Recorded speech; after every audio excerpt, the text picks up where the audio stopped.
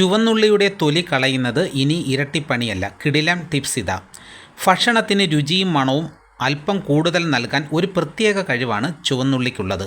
എല്ലാ കറികളിലും അല്പം ചുവന്നുള്ളി ചേർത്താൽ രുചി തന്നെ മാറും. പക്ഷേ സംഭവം ഒന്ന് ഒരുക്കിയെടുക്കുന്നതാണ് പാട്.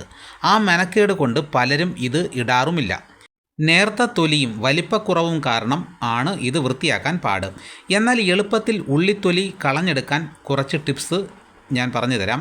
ചുവന്നുള്ളിയുടെ മുകൾ ഭാഗവും കീഴ്ഭാഗവും ചെറുതായി മുറിച്ച് മാറ്റുക. ഇത് ചൂടുവെള്ളത്തിൽ 15 മുതൽ 20 മിനിറ്റ് മുക്കി വയ്ക്കാം. വെള്ളത്തിൽ നിന്ന് എടുത്ത ശേഷം തൊലി മാറ്റാൻ ശ്രമിക്കുക. ഉള്ളി കുതിരുന്നത് കൊണ്ട് തൊലി വളരെ വേഗത്തിൽ ഇളകിപ്പോരും. ഉള്ളിയിൽ ഈർപ്പമുള്ളതിനാൽ കണ്ണിൽ എരിച്ചിൽ ഉണ്ടാകുന്നതും കുറയും. അടുത്ത മാർഗം നോക്കാം. ഉള്ളിത്തൊലിയോടെ ഒരു സിപ്പ് ലോക്ക് ബാഗിലോ അല്ലെങ്കിൽ അടപ്പുള്ള പാത്രത്തിലോ ഇടുക. ഇത് 10 മുതൽ 15 മിനിറ്റ് നേരം ഫ്രീസറിൽ വെക്കുക.